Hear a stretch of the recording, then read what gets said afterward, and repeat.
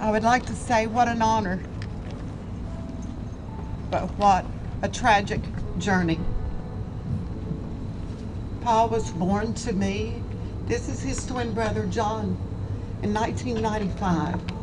I was told I could have no more children. And so until about 3 weeks before they were born, there was one. And then the doc said, oops, there's a baby hiccup. So we have a baby A and a baby B. He was baby A. Paul was baby B. He was an awesome child. They both were. He'd done a lot of things. He'd done more things in 23 years than some people do in a lifetime of 60 or 70 years. He had a love for racing. He learned to build engines at a very early age. He was actually about 10 years old when he started building lawnmower engines that would go from 70 miles an hour to 120. So when he got his first one built, he had taken lawnmowers out of a junkyard. So part of it was green, part of it was yellow, part of it was orange. And he had taken tires and he would sit at night and he would burn new tread and old tires. But he worked. He worked on a farm and helped his English teacher out. And he saved this money and he built these racing lawnmowers. So the night before his first race, all of his co-workers were older. One was actually my brother, and he was in his 70s building engines.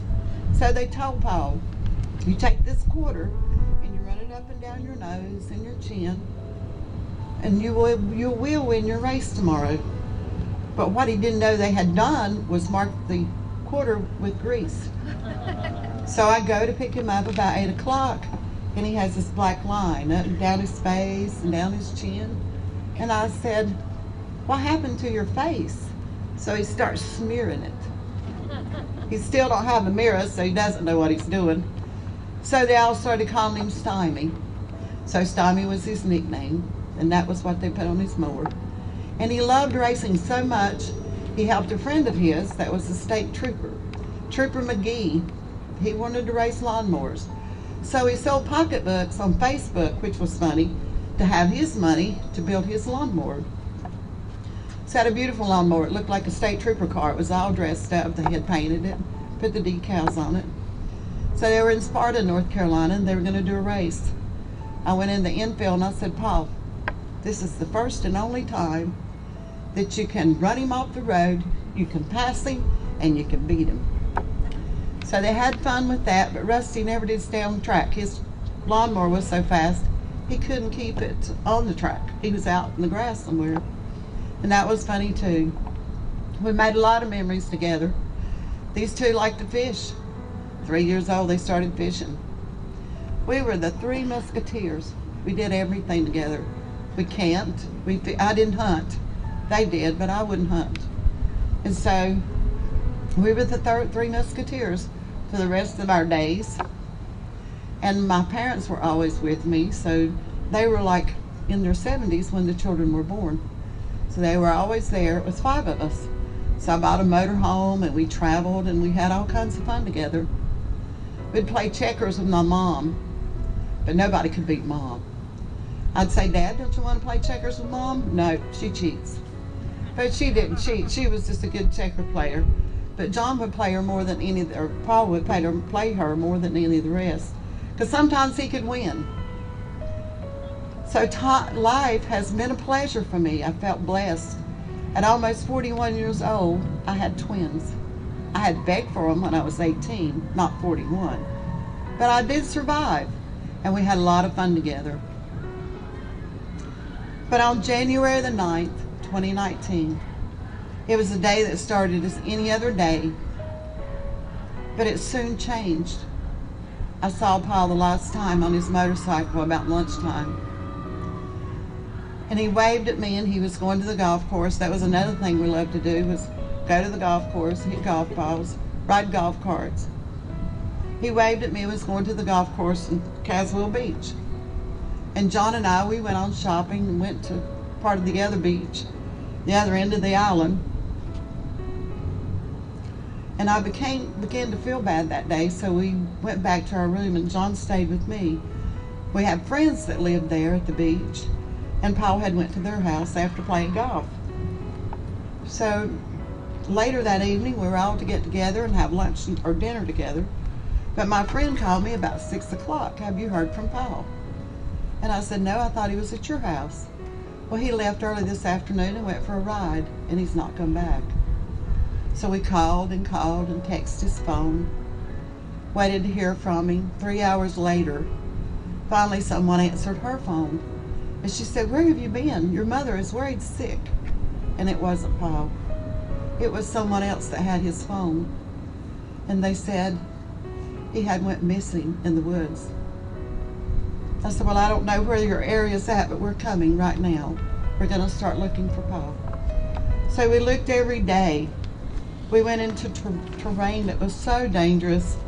John and I walked down in 10-foot holes and back out, walked by ponds, went through golf courses, all through that area.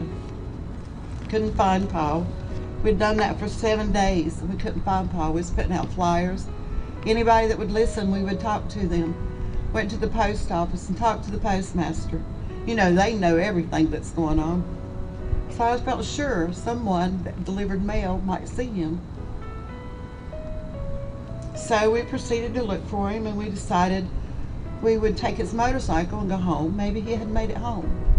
We tried to get a hold of some of his close friends, but was unable to reach them. So we thought, well, we'll travel 5 hours back home, and maybe we'll find him home. He was such a good survivor, and he was so smart and intelligent. He could do anything he set his mind to. He worked and built solar farms. He worked in body shops and learned to do body work. He worked in tire companies because he wanted his own garage. Since he was 10 years old, he wanted to have his own garage, help the elderly, and race NASCAR. So he accomplished his dreams, except for the NASCAR.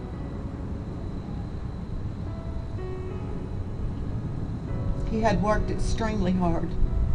I used to watch him at 10 years old cut a whole truckload of wood, and he'd take it to some elderly lady, and he'd hack it up in her carport, and he would take some inside, and he would say, no, you don't owe me anything. What I do good for others will come back to me. And I saw a lot of good come back to him. But this was a tragic ending for him. But I do know you can survive. You can go on. I admire all of you. I love all of you. I have met people in the last couple of days that my heart goes out to you. I cannot imagine what my son goes through. I'm not a twin, and I know he suffers a different hurt than I do. I know the day that we found him and we started home, I told him, I said, we have to learn to deal with our own grief in our own way. You your way, and me my way. There's one thing I do know, nothing can ever come between the two of us. Nothing. Things have, through the years. It has been 4 years since Paul was found. We did take him and bury him. We did have an honorable service for Paul. We still love him, and we always will, just like the rest of you that miss your loved ones. The ones that are here that have not found theirs, I pray for you. We pray every day that God gives us strength to take another step. And the scream that you feel inside never goes away. But you can learn to deal with it on a daily basis. One of my best friends can't carry a tune in a 50-gallon bucket, but she called and sang to me all the way home after Paul was found, one day at a time, just one day at a time. And sometimes it's 1 minute at a time. Sometimes it's 1 second at a time. And it doesn't seem that it gets easier. We just seem to get stronger. And Paul would always tell me, Mom, what don't kill you will make you stronger. And it does make you stronger. I'm thankful for being here today. I'm thankful for Monica. I hate that we are on this journey together. It's not a happy journey. It's not a pleasant journey. But there is a way to find your own peace. And I suggest to all of you, you look within yourself and find that peace. Don't blame yourself for anything that happened or did not happen. I've done that for a long time. I stayed up 14 days straight after Pa was found, blaming myself. What could I have done different? I met Monica January the 24th, and Pa was found January the 25th. Had I known her January the 9th, maybe we could have done something different. But maybe this was his fulfillment of his contract. We all have one that we're going to fulfill one day. He fulfilled his, but he left a lot of love here. He left love in our hearts for him, and we still love him. I thank you for this opportunity to be here, and I can't help but cry for each and every one of you. My heart goes out to you, and do know that I love you, and I will be praying for all of you that your loved ones are found that you have not found. That meant more to me than anything that could have happened, that I did find him. I can't imagine. I met a lady, her daughter's been missing 7 years. I was almost crazy after 15 days. Was still looking on the 16th day when they called and told me they had found him. He was a special person, but we all are. In our own way, we're very special to each other.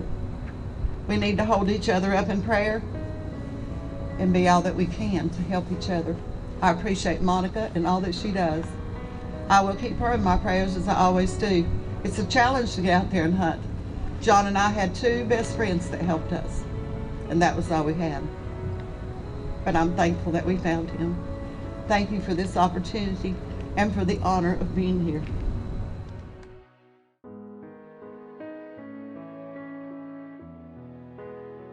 November 11, 2005, the day I gave birth to my mini-me, Miana Jones.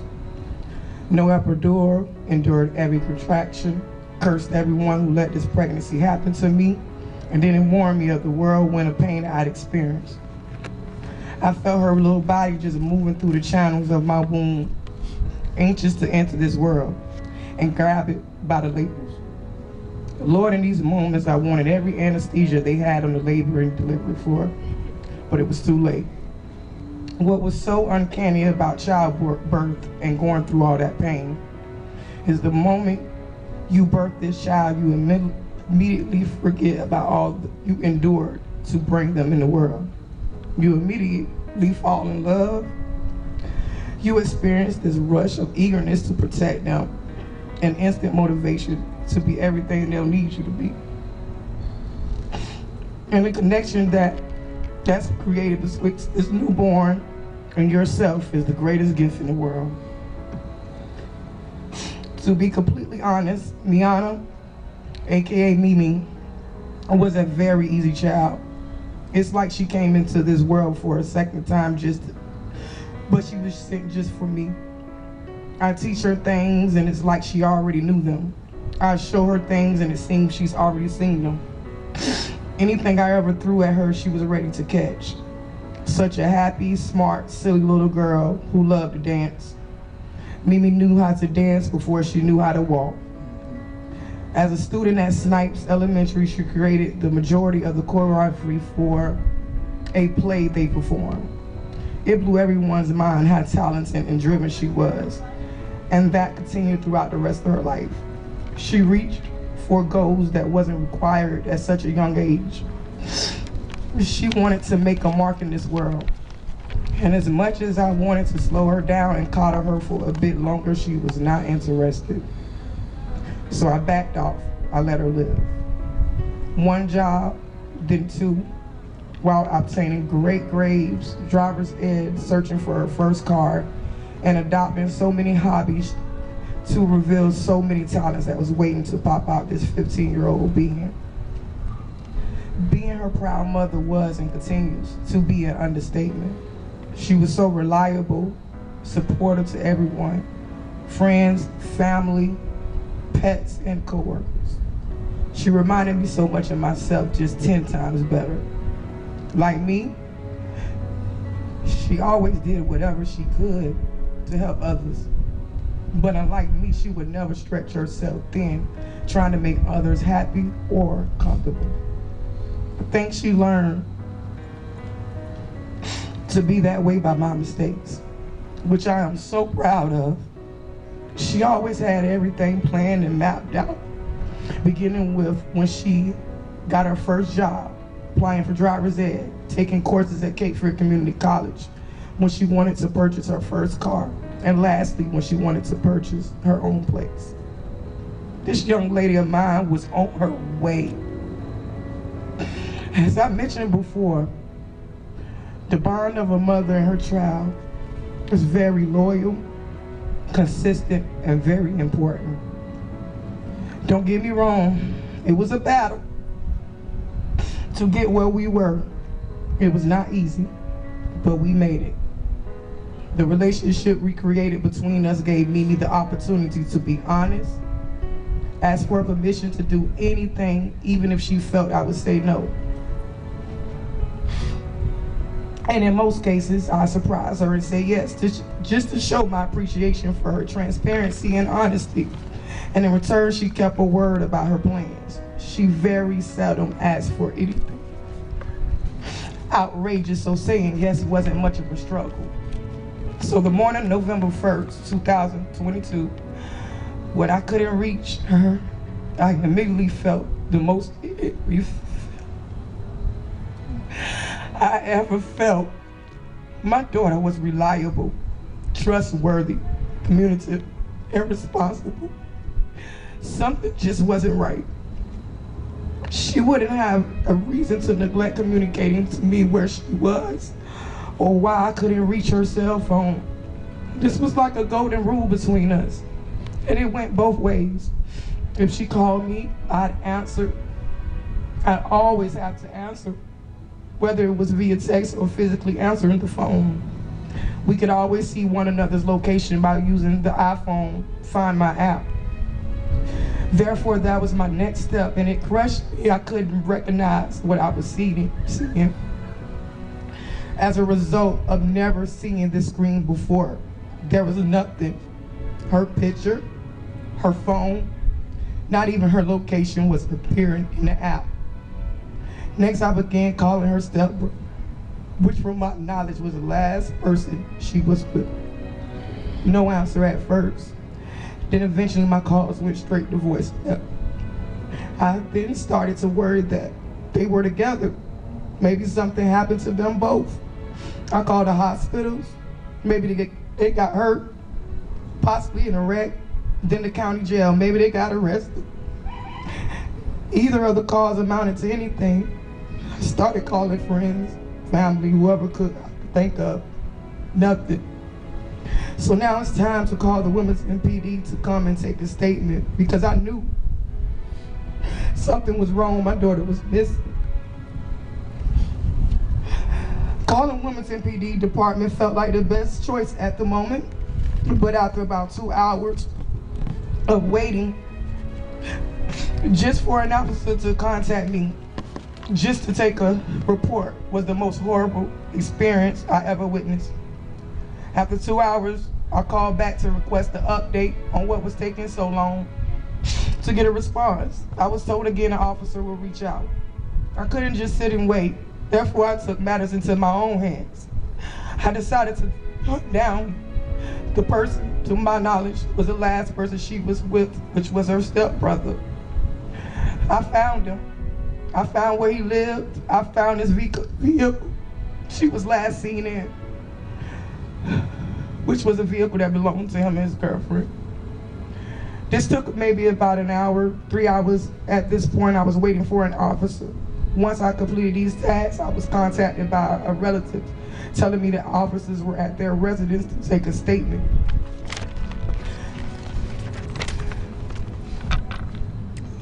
But of course, due to the wait, I was nowhere near. I immediately told them the address to where I was, and the stepbrother was with me for the moment. That took another hour. I stayed in a constant state of panic, not knowing if I could keep him in my presence until they arrived. It just felt right to go and get him first and try to keep him comfortable enough to stay with me until WPD arrived. After hours, 4 hours of waiting for them, the wait seemed in vain. Nothing was done besides taking a statement. even after taking his statement and being told he was the last person to see her alive. Granted, if they would have asked him his name and ran it, he would have been arrested then. But I was so unlucky. I was so disappointed and felt so let down and alone. There was nothing I could do. What's left to be done was then and still now. It's in their hands. I waited a few hours, then called for an update. My calls went unanswered. I waited for more hours, then decided to present myself in person at the WPD. The officers left my request open and left for the day. I called first thing the next morning. All the officers were off that handled the statement. So not only did they leave my daughter and myself hanging, they did it knowing they were off duty the next day. And unfortunately, no one else could answer my questions. Time is a virtue. Time is of the essence. Time is important. For the next few days, all I could think about, if someone has her, they're getting further and further away from me. I may not be able to find or save her. The horrible experience somewhat improved when the detective stepped in. They did a great job. They hit the ground running, but she was still missing. Can't speak using the word somewhat. I couldn't just sit around and do nothing, waiting on WPD to return to work and update me. So all information I could gather while I waited, trying not to go crazy, eventually helped the detectives speed their investigation along. While we waited for her blessing, we had a candlelight ceremony for her birthday, November the 11th, 2022. Me and Yana would have been 17 years old. November the 17th, 2022. She was found, but not the way any parent would want their child to be found. My daughter was deceased, left at a location alone, tossed away like a piece of trash. I was overwhelmed with anger, disappointment, sadness, regret, and anger. I'll never get to hug her again, even after death. I wouldn't be able to kiss her or hug her again.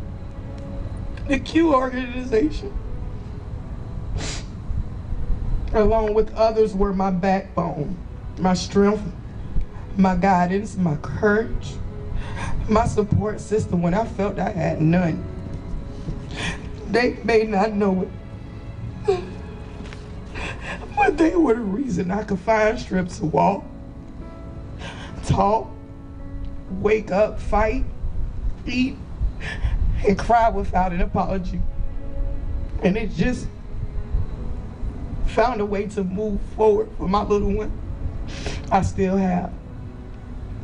I don't know how to ever repay everyone for the blessings they extended to me, but I just want everyone to know writing and giving this speech is my first step to show my appreciation, my thanks, my gratitude for being the one most encouraging and supportive experience in my life.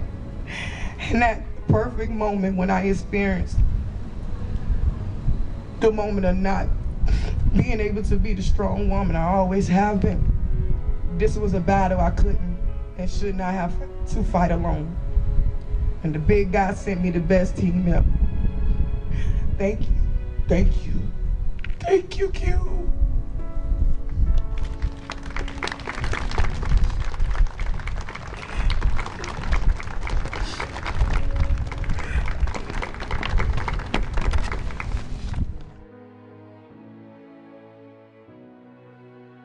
Things down, and then I decided, like, it's strange how God works things out. When I sat down beside Rebecca over there, and she told me her name was Rebecca, I said, I'm Becky. And then I said, well, I'm really Rebecca, but they call me Becky. And she said, well, I am too. So I met another Becky tonight, and I thank God for the opportunity to be here. But I also want to start with saying that I thank God for these people and for each and every one of you that are here, because it helped us to experience something about the love that so many times people think that it's not here anymore. But we're here together because we love one another. We know the path that each one takes, and that we know that God gives us the strength to walk through. Wesley was my nephew, one of my sisters, the only child she had, and she was always sickly. So of course we always took care of her. And we took care of Wesley until about 15 years ago she passed away. And of course Wesley was still ours. Very smart young man, very knowledgeable in the books, good heart, loved everybody, just full of life. And then one day, after Candy passed, I told Tammy, I said, honey, you should have got the flowers, because she took him in and she took care of him. And Gage, of course, he spent time with him, and Wesley loved the Xbox. I don't know whether y'all got any children, and he was 31, of course, but still yet he loved the Xbox. He loved his family. We loved him. But I know during this road that we've traveled, and he was only missing, and I say only missing 65 days, because hearing the stories that I've heard from here, that you're still struggling, that you haven't found any closure, breaks my heart. Because 65 days of not knowing, coming home from work, and somebody said he walked in the woods and we hadn't seen him. So of course, you know, we contacted the police, and of course we do what everybody else did. You walk, you look, you drive, you try to find, you talk to this one, you talk to that one. And of course, then they recommended that Tammy get in touch with Clue. So anyway, if I don't say it right, y'all forgive me, because I'm upset. But anyway, I am so proud to stand here in honor of him tonight, even though we only had remains when they found him. We will always love him, but most importantly, for the love that God has helped me to see through their work, and people coming from every state to Georgetown, South Carolina, to look and to search and to be there and to see those dogs and their duty that they do. You know, that's why we should always love and always try to encourage the way the Word teaches us to encourage one another. But with all my heart, I'll be praying for you that God can give you closure. And like she said, it's always going to hurt. But if we look within and we look to God, He'll give us the strength that we need to move forward and to always trust Him no matter what comes in our path. May God bless each and every one.